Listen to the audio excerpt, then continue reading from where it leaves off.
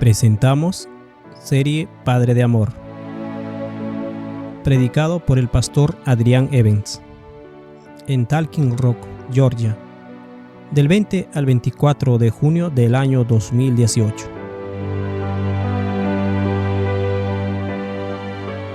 Tema 13. El legado de Leví.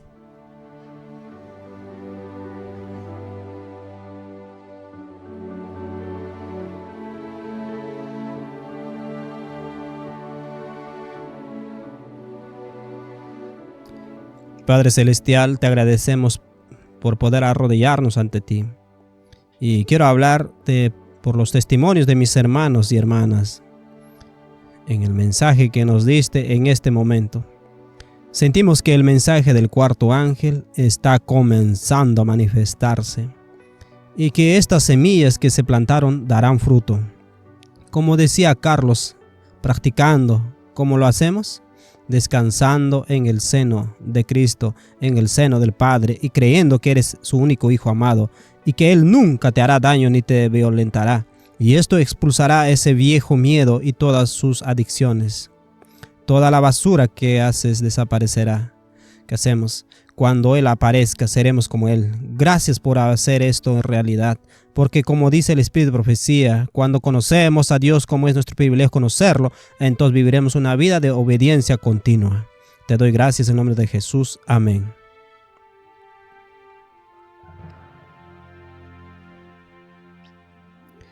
Así que veremos algunos de los mandatos de genocidio.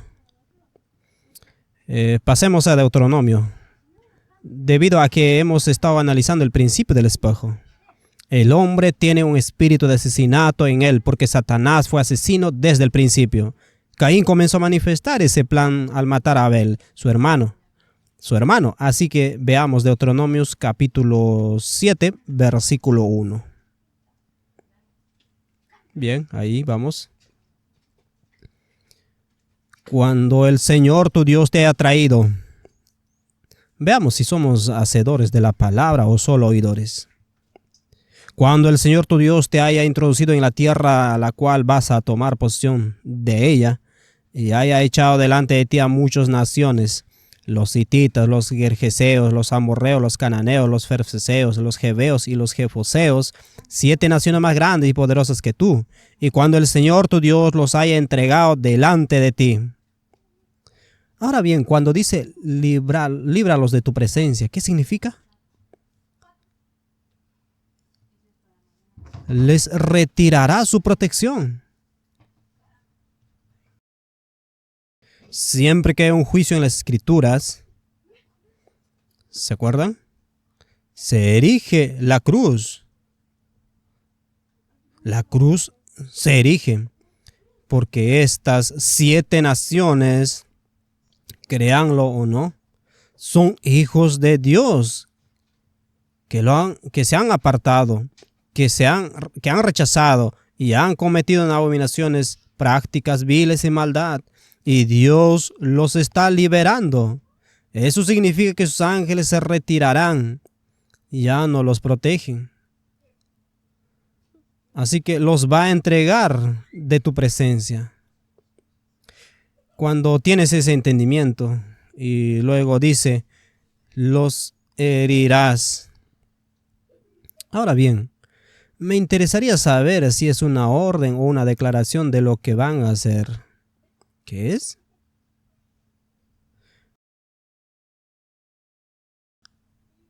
La verdad es que no estoy seguro. De cualquier manera podría ser una orden en función de lo que hay en tu corazón. O está diciendo realmente, bueno, cuando yo me retire, cuando retire mi protección de esta gente, los matarás porque eso es lo que está en tu naturaleza.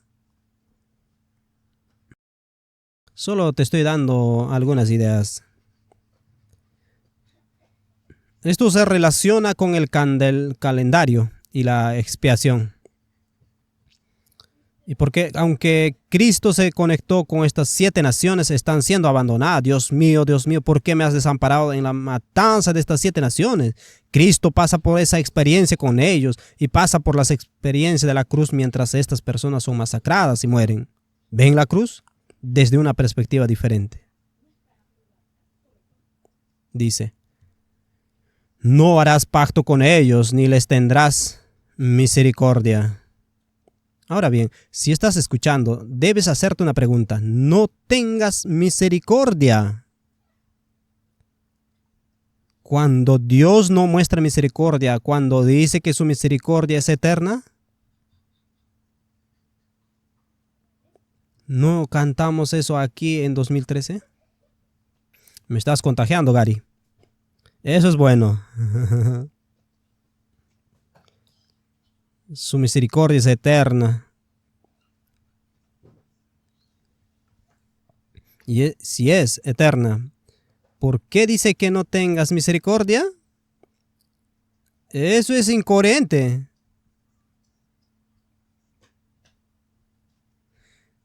Esto nos dice que cuando no se muestra misericordia, esa no es la justicia de Dios. Es la justicia de Satanás, la justicia del hombre. Cuando no se muestra misericordia, quizás Dios en su declaración imperativa esté diciendo, esto es lo que van a hacer, lo que hagan, háganlo pronto y no les tendrán misericordia. Eso es lo que van a hacer. Pero como yo soy un Dios que supervisa las iniquidades de los padres que recae sobre los hijos hasta la tercera y cuarta generación, debido a que estas naciones han practicado estas acciones, me aseguraré de que lo que han hecho les sea retribuido y castigaré su pecado con el pecado de ustedes. Eso es lo que veo en este texto. De lo contrario, Dios es un mentiroso. Él dice, soy siempre misericordioso, y dice, no tiene misericordia. Hay que reconciliar esta contradicción de alguna manera, o simplemente decir, bueno, simplemente lo ignoramos. No te casarás con ellas, no darás a tus hijas, y así sucesivamente. Ahora, quiero retroceder un poco, y esto se relaciona con el sacerdocio que se le dio a Israel.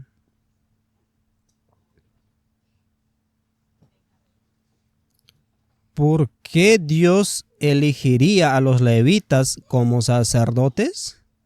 Pensemos un poco en la historia de los levitas. Pensemos en Leví. ¿Era Leví un buen hombre? Génesis 49 dice. Allí encontramos Génesis 49. Este hombre tenía un gran celo por la moral, ¿verdad? Cuando su hermana fue violada por el vecino, Leví les dijo, no contaminarás a mi hermana, pagarás con tu vida. No solo pagarás con tu vida, sino que te engañaré para que te circuncides y te haré pasar por el dolor de la circuncisión y luego te mataré. Bien. Y te quitaré a tu esposa, a tus hijos y a tu ganado. En Génesis 49, versículo 5 dice, Simeón y Leví son hermanos, instrumentos de crueldad hay en sus moradas. Esta era una profecía. El Espíritu de Profecía afirma que esta profecía se extiende cientos de años en el futuro. Instrumentos de crueldad. Dice, oh alma mía, no entres en su secreto, en su asamblea, mi honor. No te unas, porque en su ira mataron a un hombre y en su terquedad derribaron un muro. Maldita sea su ira, porque fue feroz y su furor cruel. Los dividiré en Jacob y los dispersaré en Israel.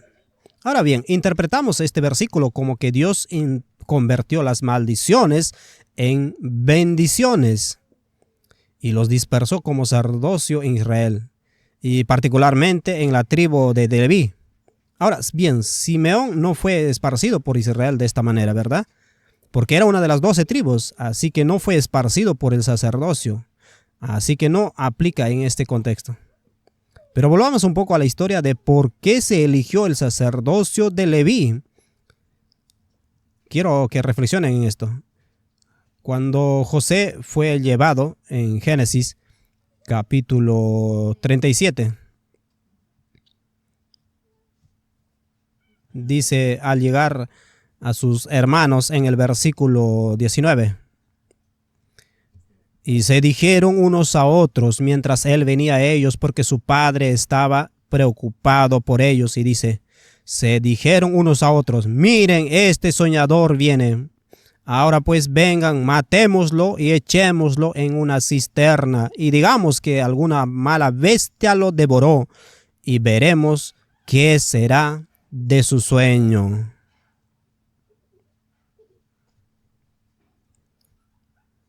Todos estos son los hermanos de José. Todos son instrumentos de crueldad en su afán por llevar a cabo esto. Pero Rubén lo oyó y lo libró de sus manos y dijo, no lo matemos. Y Rubén les respondió, no derraméis sangre, sino echadlo a esta cisterna que está en el desierto, y no le toquéis, para que se lo librara de sus manos y lo devolvería a su padre. Y sucedió que cuando José llegó a sus hermanos, le quitaron la túnica de muchos colores que llevaba puesta, y lo tomaron y lo arrojaron a una cisterna, y la cisterna estaba vacía y no había agua en ella. Se sentaron a comer pan. Esto les recuerda a la cruz, ¿verdad? Cuando se sentaron a jugar mientras Jesús colgaba de ella. Y alzaron la vista y miraron, y aquí una compañía de ismaelitas venía de Galat con sus camellos. Y continúa el versículo 26, y Judá dijo a sus hermanos, ¿de qué sirve matar a nuestro hermano y ocultar su sangre? Vendámoslo a los ismaelitas y no lo tomemos a mal, pues es nuestro hermano y nuestra carne. Y sus hermanos estaban contentos. Luego dice en el espíritu de profecía que mientras José era entregado a los ismaelitas, clamaba a todos sus hermanos, no le hagan esto a nuestro padre, no le provoquen esta agonía, por favor no hagan esto. Les clamaba y todos permanecieron allí impasibles, como si hubieran jurado guardar secreto. Se habían convertido en parte de la sociedad de la calavera y los huesos, y en su odio juraron guardar el secreto para hacerle esto a su hermano e infligir semejante herida a su padre. ¿Se imagina acercarse a su padre después de haber empapado la túnica de multicolor en la sangre de un animal, llevársela y verlo en agonía, inclinarse sobre esa prenda y sollozar y ver cómo su hijo había sido asesinado y quedarse allí en silencio? ¿Qué significaría eso? Cargar con el peso de aquello y verlo lamentar y preguntarse cuándo lo superará. Pero él no lo supera. Seguramente en algún momento el Espíritu los convence de culpa. Confiese a su padre, confiese en su pecado. Cargaba con este peso de culpa porque no confesaban sus pecados. No se sometieron al sacerdocio de Melquisedec. Permanecieron en su rebelión. Así que debido a las acciones de los hijos de Israel, Dios, al castigar las iniquidades de los padres sobre los hijos hasta la tercera y cuarta generación en su sabiduría, se encargó de que Israel tuviera un sacerdocio acorde a su carácter. Leví. Los milagros de este sacerdocio es que de esta situación maligna, Dios traería al hombre más manso de toda la tierra. Moisés. ¿No es asombroso? Creo que sería interesante que dediquemos tiempo a esta historia, ya que debido a la naturaleza de Leví y su odio a la idolatría y la inmoralidad, esto se transmite a sus descendientes.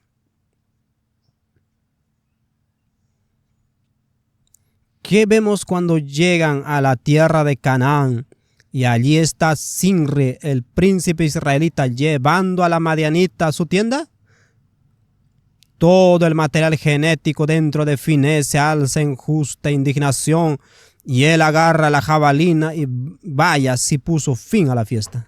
Sí puso. Ese es el espíritu de Leví, la herencia. Pero Dios castiga las iniquidades de los padres sobre los hijos. El silencio de los hijos de Jacob aseguró que vendría un sacerdocio decidido en su resistencia a la inmoralidad y a la idolatría. Es interesante, solo te estoy dejando esa idea.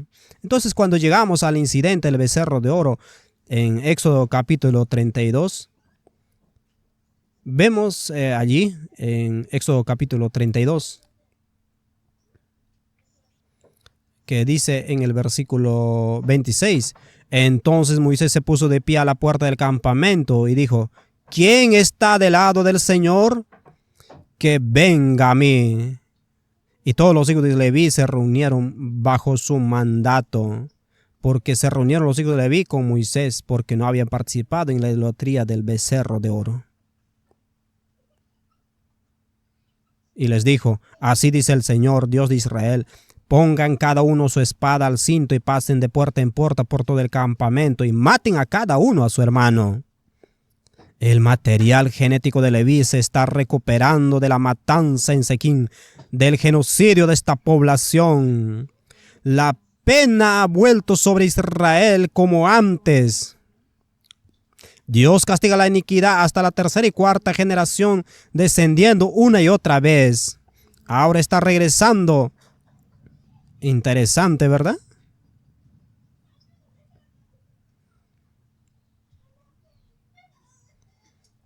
Los hijos de Leví hicieron conforme a la palabra de Moisés, y aquel día cayeron del pueblo unos 3,000 hombres.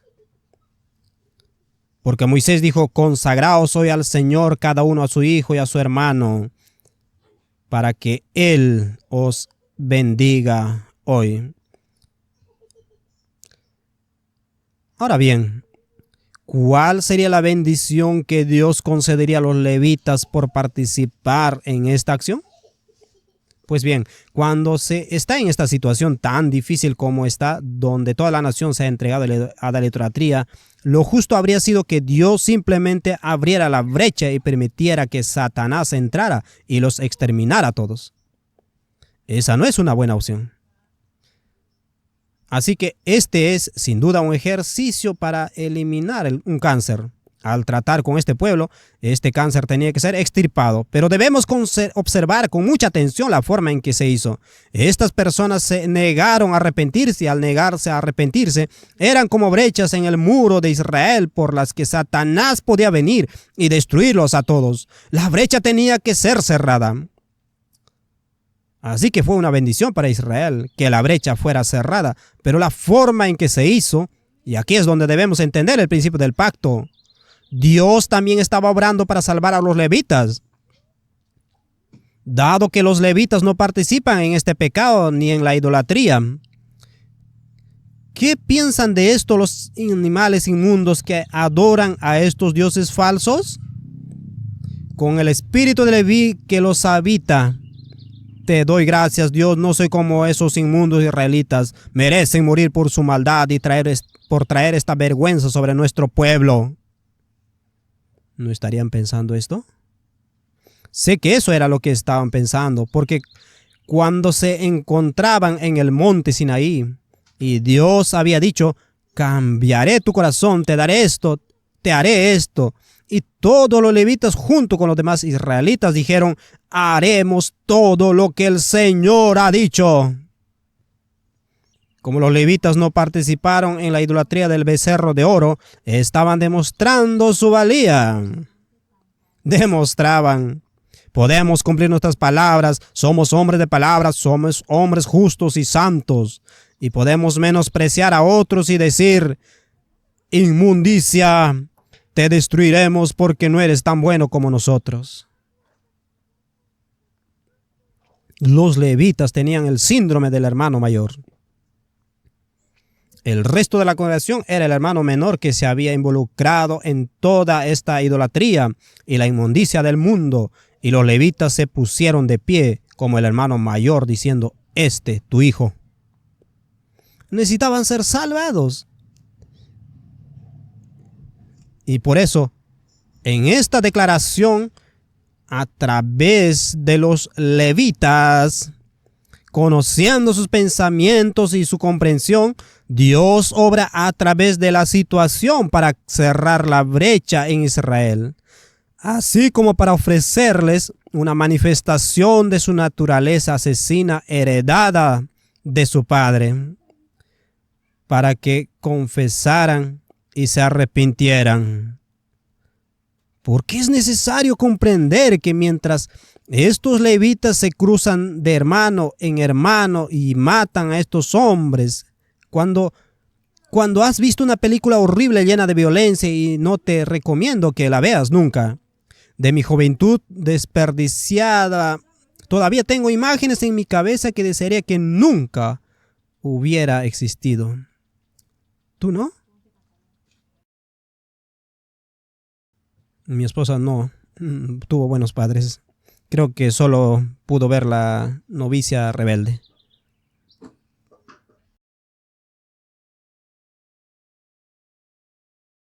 ¿Cuánto me gustaría? Esas imágenes en tu cabeza. Los levitas se van a la cama cada noche con esta carnicería en la mente, preguntándose, ¿es esta la tierra prometida? El Espíritu les suplica. ¿Esta carnicería que han causado en su pueblo les ha traído paz? ¿Sienten paz, amor y alegría habiendo aniquilado a toda esta gente y destruido a todos? ¿Sienten paz en su espíritu? ¿Se dan cuenta de que son asesinos por naturaleza y tal vez incluso lo disfrutaron? Él les está sacando. Este es el antiguo pacto. Además, la ley entró para que el pecado abundara, para que donde abunda el pecado, sobreabunda la gracia. Romanos 5:20. Entonces la gente dice que estos levitas que mataron a estas personas eran hombres de Dios. Ahora díganme, ¿cuántos de esos hombres entraron en la tierra prometida? 0. ¿Por qué? Porque nunca entraron en el nuevo pacto. Estos hombres estaban en el antiguo pacto. Pero Dios en su sabiduría tiene que cerrar esta brecha ahora. Tiene que llegar a los levitas que se enorgullecen con su presunción por no inclinarse ante el ídolo, el becerro de oro. Así que castiga la iniquidad con iniquidad para cerrar la brecha y revelar la naturaleza asesina que heredaron de su antepasado Leví y que necesitaban cambiar. ¿Lo ven? Esto es increíblemente sabio de nuestro Padre Celestial. Los habría perdido a todos por haber abierto una brecha. ¿Por qué? Por eso Moisés dijo, sin embargo, ahora, si quieres, perdona su pecado. Se interrumpe una larga línea. Empieza a llorar. No entiendo cómo se podría perdonar a esta gente por lo que han hecho. Fue un gran pecado. Satanás los habría diezmado y aniquilado. Así que Dios cierra la brecha y se acerca a los levitas para mostrarles lo que hay en sus corazones, para traerlos a venir. ¿Lo ven? ¿Lo ven? Veo algo hermoso ahí. En lugar de decir, bueno, esta gente apóstata, Dios los llamó. Suspendemos los 10 mandamientos, promulgamos una orden ejecutiva. ¿No es así como se gobierna su país? Con órdenes ejecutivas, suspendiendo el proceso democrático. Disculpen, soy un visitante. Eso es una monarquía, ¿no? Detente, Adrián. Detente. Así es como veo la historia de Éxodo, capítulo 32, y la matanza de los 3,000. Dios intenta salvar a los levitas magnificando su pecado mientras lidia con la idolatría de los hijos de Israel. Y eso es sumamente sabio. Hizo lo mismo con Finés. Todo esto es la tendencia levita. Así que quizás debería leer algo de esto. Dice algo interesante. Permítanme leer en la página 38. al investigar, al ver el hermoso rostro de Jesús en las Escrituras, se encuentran cosas interesantes. Ahora bien, observen esto, dice: Moisés se apresuró a matar al egipcio. Supuso que el pueblo de Israel entendía que la providencia especial de Dios lo había llamado para liberarlos, pero el Señor no planeó realizar esta obra mediante la guerra. ¿Qué tal? ¿Qué tal? No planeó realizar esta obra mediante la guerra. ¿Cómo iba Dios a deshacerse de los cananeos? Exactamente como expulsó a la tercera parte de los ángeles del cielo. Los israelitas habrían estado tan llenos del Espíritu de Dios que habrían huido aterrorizados, sufriendo infartos, muriendo de miedo ante estas personas tan amorosas, bondadosas y misericordiosas, y habrían abandonado su primer estado. Así es como Dios los expulsaría. Y eso es lo que dice: nunca tuvo la intención de realizar esta obra mediante la guerra. Esto está en Señales de los Tiempos del 19 de febrero de 1880, página 38. Esto también está en Patriarcas y Profetas 392 en inglés. Dios nunca tuvo la intención de que Israel tomara la tierra de Canaán mediante la guerra. Así que junta eso con todos estos otros mandatos y di: bueno, si nunca tuvo la intención de hacer esto, entonces nunca lo tuvo. Pero como se negaron a entrar en el nuevo pacto, todo lo que el Señor ha dicho que haríamos, todos permanecieron en el antiguo pacto. Por eso Josué está matando a toda la gente de Jericó. Todo lo que el Señor ha dicho: les daré esta tierra, los expulsaré. Todo lo que ha dicho, lo haremos. Todos están en el antiguo pacto. No hay disposiciones sobre misericordia en el antiguo pacto. Sin piedad hay evidencia del antiguo pacto, ¿verdad? Sin piedad, sin misericordia. Eso es el antiguo pacto. Ahora bien, cuando Moisés bajó del monte Sinaí, esto es interesante. Cuando Moisés vio el adulterio de Israel y se indignó por su vergonzoso olvido de Dios, arrojó las tablas de piedra y las quebró. Aarón permaneció allí mansamente, soportando la censura de Moisés con admirable paciencia. ¿Cómo puedes arrebatarle la palabra admirable a algo que hizo Aarón? ¡Qué persona tan despreciable! Te entiendo, Moisés. El pueblo quedó fascinado con el encantador espíritu de Aarón y disgustado con la temeridad de Moisés. Testimonios, volumen 3, página 300 en inglés. Aarón estaba ganando la ofensa de seducción. Moisés estaba a la defensiva. Pero, ¿qué dice? Pero Dios no ve como el hombre ve. No condenó el ardor ni la indignación de Moisés contra la vil apostasía de Israel.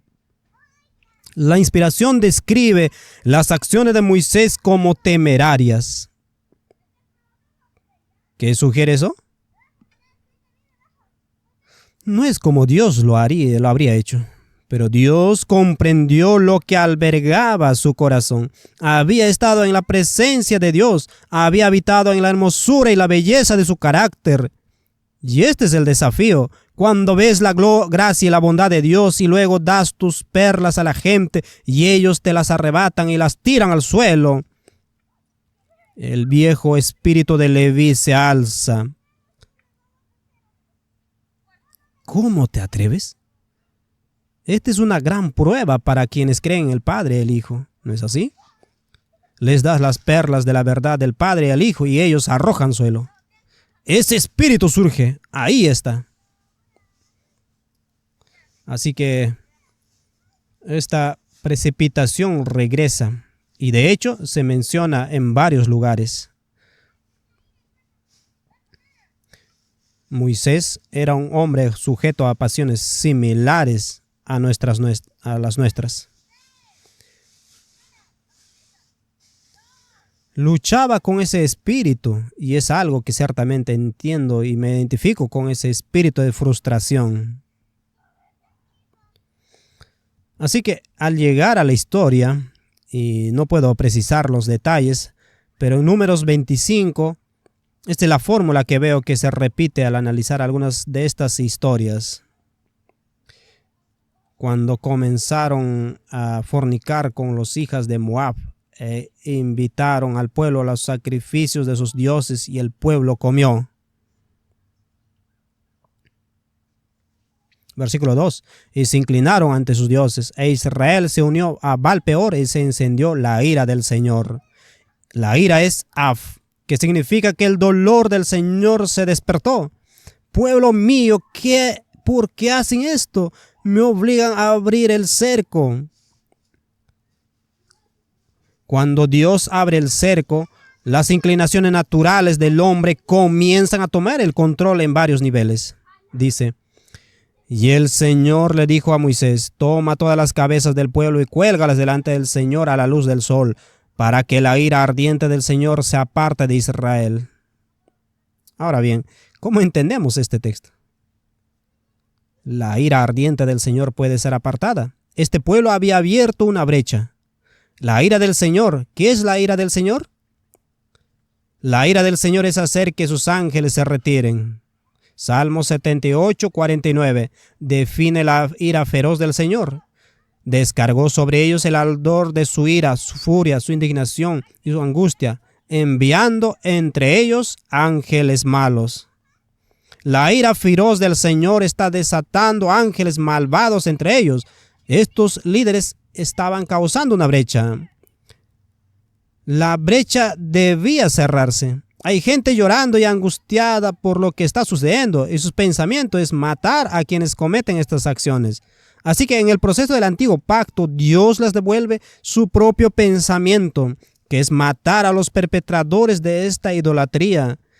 Y entonces eso cerrará el cerco para proteger a todo Israel. Tal como estaban las cosas. ¿Cuántas personas murieron en la plaga que se desató? Hubo 23,000 en un día y 24,000 en total que murieron a causa de la plaga, porque se abrió el cerco y la plaga comenzó debido a la idolatría de estas personas. Así que la furia del Señor es la brecha. Voy a tener que abrir la brecha porque están quebrantando mis mandamientos y me están quebrando los dedos y me están obligando a alejarme y no puedo ayudarlos. Eso me está causando dolor, un dolor intenso. ¿Por qué me hacen esto? Así que en el espejo, Dios ordena que bajen la cabeza porque eso es lo que están pensando. Es la única manera en que Él puede cerrar el cerco y castiga el pecado con pecado. Es un procedimiento delicado comprender cómo funciona esto para poder conectar el personaje de Jesús con las historias del Antiguo Testamento. Así que sigan la línea de pensamiento aquí, entendiendo los pactos y cómo funcionan. En este punto en particular, la gente dice, el acto extraño de Dios es matar gente. Dicen, bueno, el acto extraño de Dios es matar gente. Bueno, si creen que Dios mata gente y leen el Antiguo Testamento, no es extraño. Sucede constantemente. Así que no nos llamen acto extraño. Alguien ha hecho los cálculos usando una estimación conservadora. Mi amigo Tony, país de la isla de Vancouver, me dio una lista elaborada por alguien sobre lo que la gente cree. Si creen que Dios mata, Dios mató a 25 millones de personas en el Antiguo Testamento. El último que pusieron en esa lista fue a su Hijo Jesucristo, solo para darle la vuelta a la espada. 25 millones. Entonces, si Dios mata a la gente en el Antiguo Testamento, no se puede considerar un acto extraño. 25 millones. Si Él es quien con la fuerza mata a toda la gente al final de los tiempos, repito, esto es solo una estimación conservadora, son 110,000 millones de personas a quienes Dios tortura en agonía, entre gritos y aullidos, y finalmente expiran con su último aliento. Dios mata a 110,000 millones de personas. Eso eclipsa a Hitler. ¿Podría ser que como cristianos y yo hemos cantado esta historia? Me desviaré un poco. La historia de dos hijos alemanes de oficiales nazis que intentaban asimilar las atrocidades que sus padres cometieron en Polonia. Uno de ellos, de apellido Frank, dijo: mi padre era un hombre culto, debería haberlo sabido. Lo que hizo fue vil, fue malvado y rechaza todo lo que hizo. El otro dijo: mi padre sirvió con distinción por su nación e hizo lo mejor que pudo. Amo a mi padre. Me gustaría sugerirles que la mayoría de los cristianos son así. Están intentando justificar a un genocida maníaco diciendo que lo aman. Eso es una locura. Es una locura total. Y hay mucha gente haciendo eso en Corea del Norte ahora mismo, ¿no? No están alabando y diciendo lo maravilloso que es su líder, porque si no lo aman ni le muestran adoración, ¿qué les va a hacer? Él te va a matar. Esto es exactamente lo que la gente cree que es Dios en la Biblia. Mientras lo ames y lo hagas todo lo que Él dice, todo estará bien. Es como la imagen que me mostraron. Jesús llama a la puerta y Jesús dice: mira, estoy a la puerta y llamo. Él dice: déjame entrar. El hombre de adentro tiene un pequeño globo de pensamiento que dice: ¿por qué quieres entrar? Porque quiero salvarte. ¿De qué? De lo que te voy a hacer si no abres esta puerta. Ese es el evangelio cristiano, ¿verdad? En resumen, eso es: espera, quizás no lo dice así. De lo que te voy a hacer si no abres esta puerta. Eso sí que da más miedo, ¿verdad? Esa voz tranquila y sonriente es una locura. Este es el evangelio cristiano. Por eso, gracias a mi comprensión del carácter de Dios, acabo de crear un nuevo sitio web. Se llama Ateo ante el Dios cristiano. No creo en ese Dios. Ese Dios asesino que matará a 110 mil millones de personas al final de los tiempos. Sirvo al Dios de Jesucristo, un Padre amoroso, misericordioso, tierno y misericordioso. Lo que ahora estoy asimilando es que en lo que respecta a mi experiencia cristiana, durante los últimos 50 años he vivido en Corea del Norte. ¿Alguien más? ¿Qué le está haciendo eso a tu cerebro? Pienso: con razón me frustro, me irrito y me enojo con los demás. Con razón tengo adicciones, con razón tengo los problemas con los que aún lidio.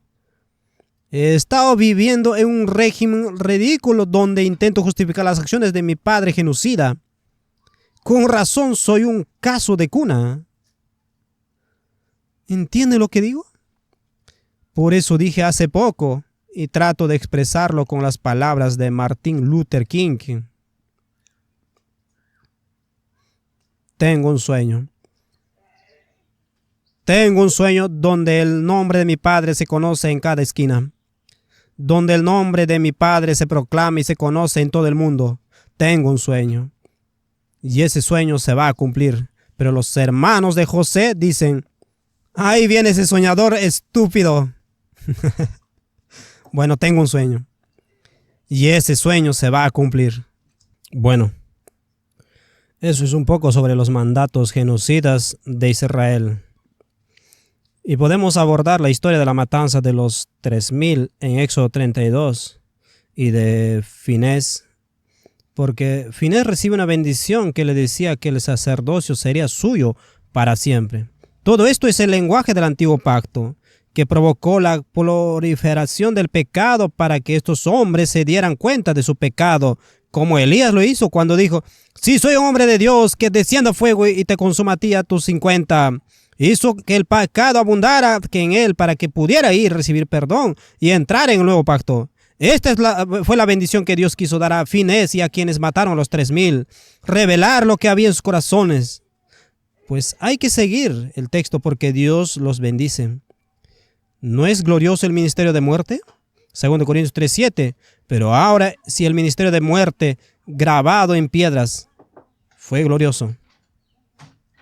Es glorioso ver tu pecado revelado y reconocerlo para obtener gracia.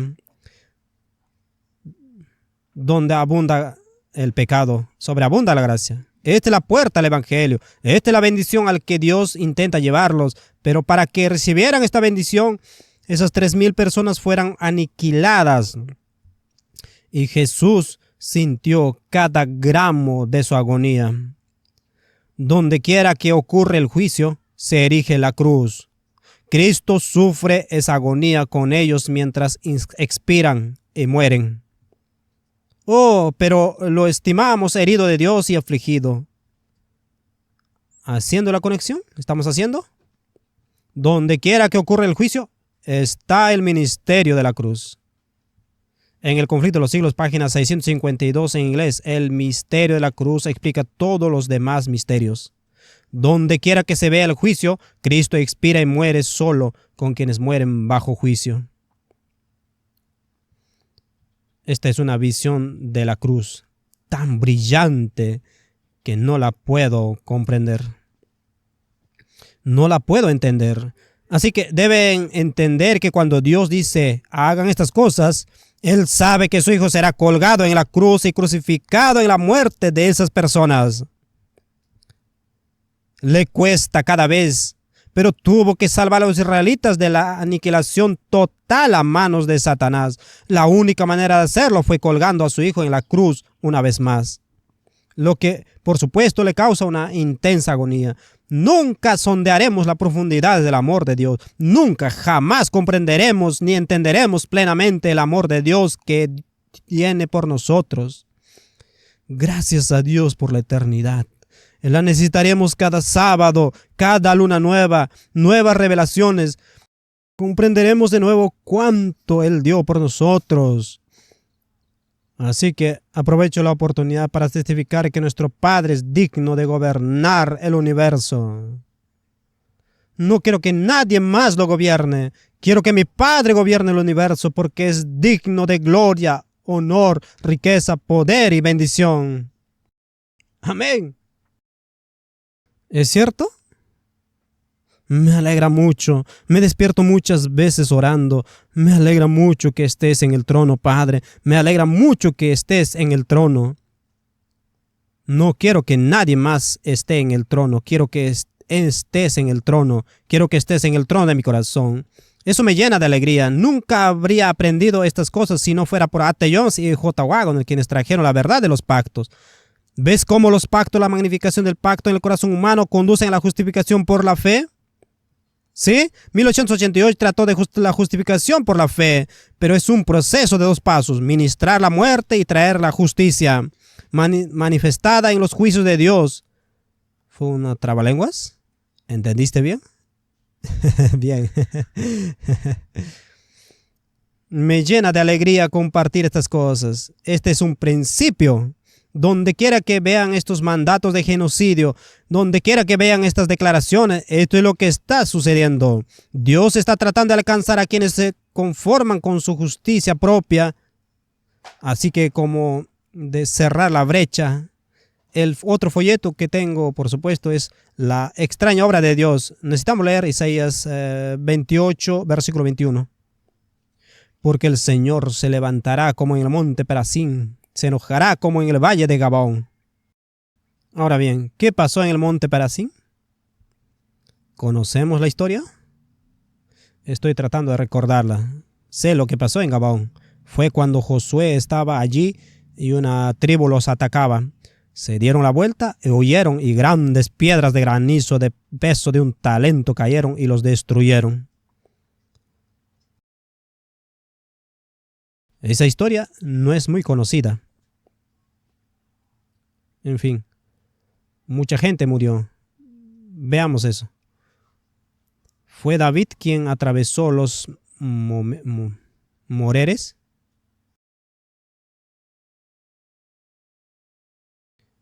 Ese es Baal-Perazim con David, ¿no? Cuando el viento soplaba entre las copas de los árboles y derrotaron a sus enemigos. Dice, porque el Señor se levantará como en el monte Perazim, y Perazim significa el Señor de las brechas. Se enojará en el valle de Gabaón para hacer su obra, su extraña obra. Ahora bien, esa palabra extraño en hebreo significa desviarse. Significa convertirse en un extranjero. Así que extraño significa extraño, extranjero. Voy a convertirme en un extraño para ustedes porque me han roto todos los dedos, me han expulsado de sus corazones y me han alejado. Así que finalmente les permitiré tener lo que desean. Voy a convertirme en un extraño para ustedes. Esta es la obra extraña de Dios, porque para un padre que ama profundamente a sus hijos, es siempre misericordioso y solo los que los quiere en su seno, es una obra extraña. Decir, voy a dejar que me dejes y que no tengas nada que ver conmigo. Eso es extraño para nuestro Padre. Solo lo hace en circunstancias extremas, cuando lo rechazan. Así que no digamos que la obra extraña de Dios está matando gente. No tiene ningún sentido lingüístico. De cualquier otra manera, emocional, física o espiritualmente, no tiene ningún sentido. La obra extraña de Dios. La obra extraña de Dios es permitirnos tener al amo que hemos elegido. Como dice en el Gran Conflicto, página 36 y 37 en inglés. Solo quería aclarar esto. Por supuesto, la ruptura y estoy tratando de pensar qué la causa. Estoy tratando de recordar dónde se habla de la brecha y la expansión. El muro se quiebra tras la brecha. Está en el libro La obra extraña de Dios. Dice, cuando quebrantáis mi mandamiento, se abre una brecha en el muro. Esto es lo que Jesús dice en Isaías 30. Dice en Isaías 30, versículo 13. Sí, allí vamos. Por tanto, esta iniquidad será con vosotros como una brecha a punto de caer, que se expande en el muro alto, cuya caída viene de repente en un instante. Así que esta iniquidad está creando una brecha. ¿Cuál es la iniquidad? La de Ezequiel dice que el sacerdocio roba al pueblo, quebranta los mandamientos, profana el sábado. Y esto es lo que dice Jesús en el libro La obra extraña de Dios. Relaciono la lista de Ezequiel con lo que Jesús dice en Mateo 23. Devoráis las casas de las viudas, hacéis que sean 2 veces más hijos del infierno que vosotros. Les muestra, habéis abierto una brecha y ahora no puedo hacer nada para protegeros. ¿Cuál es la ira que siente Jesús hacia estos fariseos? Son las lágrimas ardientes que corren por sus mejillas. Esa es su ira. ¿Por qué? Quise reunirnos como gallina reúne a sus polluelos y no quisisteis. Por eso ahora vuestra casa tiene una brecha. Os ha quedado desolada. Cuando Jesús pronunció esas palabras, vuestra casa os es dejada desierta, la ruptura fue inmediata y el espíritu de Satanás entró de lleno en esos hombres, quienes entonces desembocaron en su determinación de matarlo. Así que cuando dijo, vuestra casa os es dejada desierta, garantizó su propia destrucción.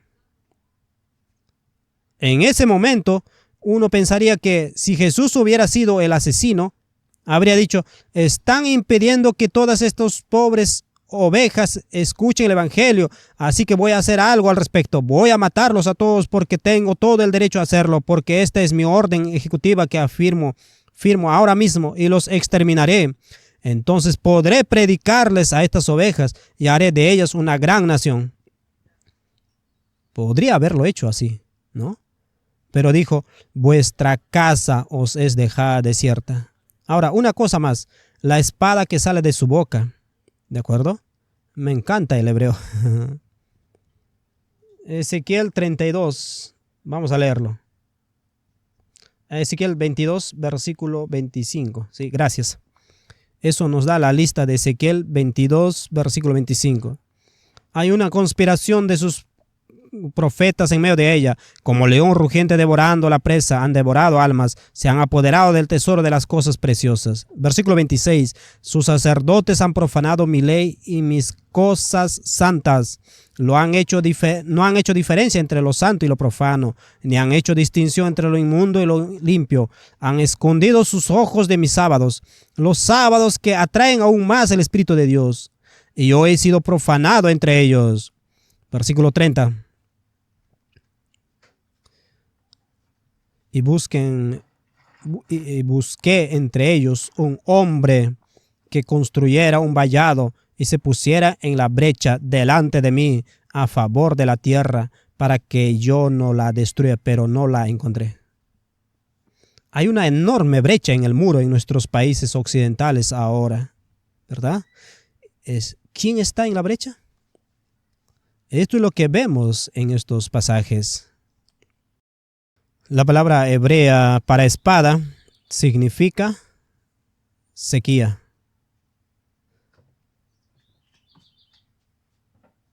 Es interesante, ¿verdad? Sequía, como un instrumento cortante que separa la rama de la vid o la trilla del trigo. Es cortar, así que el instrumento cortante corta, pero la palabra en sí misma tiene el significado de sequía. Entonces, cuando Jesús maldijo la higuera, ¿qué experimentó esa higuera? Una sequía. Toda la humedad dentro de esa higuera fue succionada o expulsada como símbolo de los fariseos que habían expulsado al Espíritu de Dios de ellos. Cuando Jesús dijo, vuestra casa os es dejada desierta, la espada salió de su boca y hubo sequía para los líderes del pueblo de Israel. Esa fue su espada con la que los destruyó. Lo interesante es que lo colgaron en una cruz y una generación después, todos fueron crucificados durante la destrucción de Jerusalén. Como juzgues, serás juzgado. Ya no había espacio para cruces. La sangre corría por las calles. Al derramar su sangre y colgarlo en una cruz, habían determinado el método de su propia muerte y destrucción. Dios no se deja burlar. Como el hombre siembra, así cosechará, dijeron. Que su sangre caiga sobre nosotros, sobre nuestros hijos. Y eso fue lo que sucedió en una generación. Esto diría solo como algo aparte. Es un gran aparte. La Iglesia Adventista del Séptimo Día, en abril de 1980, crucificó al Hijo de Dios en su declaración del rechazo del Hijo de Dios. Llegamos a 40 años desde que tuvo lugar ese evento de crucifixión. ¿Podría ser significativo? 2020 será un año interesante. 2020 es cuando nuestra visión será 2020. Vamos a ver algunas cosas en el futuro muy cercano. Este pecado, este rechazo del Hijo de Dios no puede quedar impune.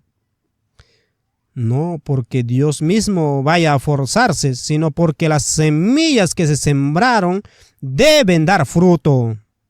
La crucifixión del Hijo de Dios en el año 31 después de Cristo tenía que dar fruto en la destrucción de Jerusalén en el año 70 después de Cristo.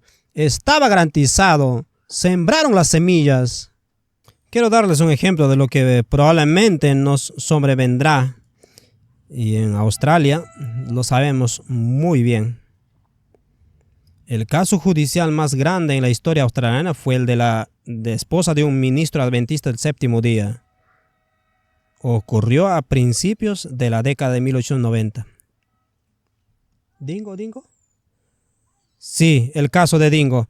Fue a la universidad en 1988 y tuve el descaro de, cuando me preguntaron, ¿de dónde vienes? Dije, soy adventista del Séptimo Día. Ah, son los asesinos de bebés. Eso fue lo que me dio la oportunidad de aprender viviendo en Australia. Pero lo interesante de este caso es que en abril de 1980, la Iglesia Adventista del Séptimo Día crucificó al Hijo de Dios.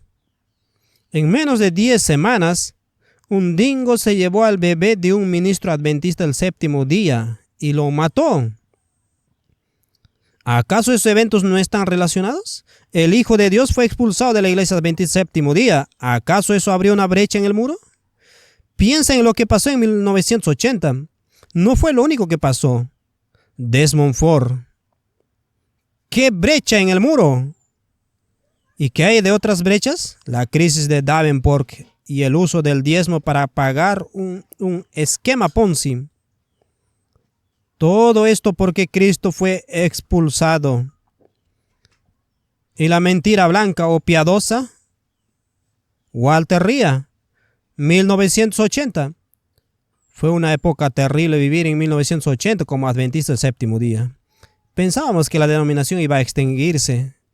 Y recuerdo estar en Los Conquistadores en 1982 a 83, mirando las estrellas en mi adolescencia, y por la radio llegó el veredicto de que Lynde Chamberlain había sido acusado de asesinato de su propio hijo. Dije en mi corazón mientras miraba las estrellas: Dios, ¿dónde estás? ¿Dónde estás? Ahora lo sé. ¿Dónde estaba? Lo había expulsado de la Iglesia Adventista del Séptimo Día. Y esta pobre señora y su esposo tuvieron que pagar el precio.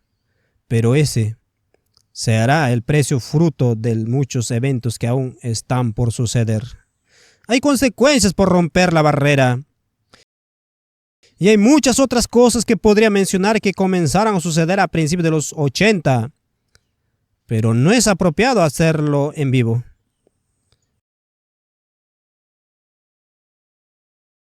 Solo digo que hay consecuencias por romper la barrera y permitir estas cosas. No quiero que ninguno de ustedes piense que de ninguna manera odio a mi iglesia. Estoy profundamente en deuda con la Iglesia Adventista del Séptimo Día. Cada fibra de mi ser es adventista del Séptimo Día. Así, al igual que mi hermana, soy adventista de tercera generación. Mi esposa es adventista de quinta generación. El tatarabuelo de mi esposa fue bautizado por A.G. Daniels. Llevo los zapatos de mi suegro, quien falleció hace 2 años, y su abuelo fue uno de los primeros colportores en Australia. Colportó gran parte de Australia Occidental y sembró la semilla del mensaje en Australia. Así que les digo a todos, les digo a mis hermanos de la Asociación General, no me digan que no soy adventista del séptimo día, soy adventista del séptimo día. Y llevo aquí más tiempo que muchos de ustedes. Lo llevo en la sangre. En fin, ya me lo saqué de la cabeza. Amo a mi iglesia y no pienso renunciar a ella. Estoy profundamente agradecido por todo lo que he aprendido y por estas cosas malvadas que han sucedido. Solo puedo decir con Daniel: Señor, ten piedad de nosotros. ¿Seré como los levitas y diré que soy mejor que mis hermanos? ¿Lo acusaré de ser quienes crucificaron a Cristo? Soy parte de esta pecaminosidad. Me identifico con esta gente. Soy desdichado, pobre, miserable, ciego y desnudo. Y ni hablar de cómo empezó a surgir el tema en la década de 1970. Y seguirá surgiendo. ¿Cómo explicamos al mundo que nosotros como denominación protestante estamos entre los líderes de quienes cometen abortos a diario, cientos de millones de bebés no nacidos asesinados por mi iglesia? ¿Qué digo a esto? Les digo que cuando tomé plena conciencia de esto, sentí el espíritu de Leví en mi corazón. Sentí que ese espíritu se levantaba y decía: no tendré nada que ver con esta denominación. El Señor Jesús me dijo: oh, eres mejor que ellos. ¿Tienes una medida de santidad dentro de ti que ellos no tienen? ¿En serio? ¿De dónde sacaste? ¿La sacaste de mi hijo? No lo creo. No quiero hablar de este señor. No soy feliz. Oh, el deseo de expiación, el deseo de apaciguamiento para sentir que ahora puedo culpar a la iglesia adventista del séptimo día de todos mis pecados y encontrar expiación a través de su apostasía. Oh, es tan engañoso, es tan fácil de hacer, ¿verdad? Culparlos de todas sus tragedias, de toda la basura, y yo soy el mejor. Nunca encontrarás expiación de esa manera, nunca. Solo hay una manera, y es arrodillarse con la mujer sorprendida en adulterio. A diferencia de aquellos fariseos, cuando se escribieron los pecados, hay que decir: hazte a un lado, señora, necesito arrodillarme, necesito arrepentirme, necesito estar a tu lado. Esta es la única manera de superar esto. No hay otra manera, nada de fariseico. En ese sentido, creo que ya hemos aclarado bastantes dudas en esta sesión, pero espero que estudien y reflexionen sobre este obstáculo. Quiero dejar claro esto. No puedo asistir regularmente a una iglesia adventista del séptimo día, por muchas razones. Primero, lloro demasiado cuando escucho las tonterías que predican desde el frente. Me duele. Miren lo que está haciendo mi iglesia. Esto me duele, pero necesito ir a ablandar mi corazón. Pero también voy porque necesito ponerme en la brecha. Necesito sentarme allí a menos de 2 veces al año y orar: Padre, perdónanos porque hemos pecado. Si voy allí constantemente, se ponen muy nerviosos y necesitan para lidiar conmigo, pero no quiero causarles ningún dolor. No es una buena experiencia de adoración ni para ellos ni para mí, pero voy de vez en cuando para orar por mis hermanos y recordar que una vez estuve donde ellos están. Así que, ¿qué me hace más justo que ellos? Dios en su gracia ha venido a mí, en su condescendencia ha venido a mí y me ha mostrado cosas hermosas. Solo quiero compartirlas con todos ellos. Mi corazón se rompe hasta el punto de que, como dijo Pablo, si yo fuera anatema para que mis hermanos supieran esta verdad, me daría por satisfecho. Lo digo con temblor. Pablo: ¿hablabas en serio? Sí, claro, es el Espíritu de Jesús. Él daría su vida, lo entregaría todo y dejaría de existir solo para que sus hermanos tuvieran vida eterna. Ese es el Espíritu que deseo tener dentro de mí, así que pidamos ese Espíritu. Padre Celestial, te agradezco por darme las palabras para hablar hoy. Hay muchas cosas que reflexionar, muchas cosas que repasar en cuanto a los mandamientos contra el genocidio, la brecha, los 2 pactos, nuestra situación dentro de la iglesia adventista séptimo día. Padre, presiento que en los próximos 2 años se acercará el 40 aniversario de la crucifixión del Hijo de Dios en los 28 fundamentos. Oh Señor, perdónanos por esta abominación. Perdónanos por traer esta maldad a tu iglesia. Perdónanos y ayuda a nuestros hermanos a comprender, y danos a quienes lo vemos un espíritu manso y gentil, no un espíritu de agresión, no un espíritu de ira que jamás buscaríamos obtener expiación por nuestra ceguera. Te doy gracias en el nombre de Jesús. Amén.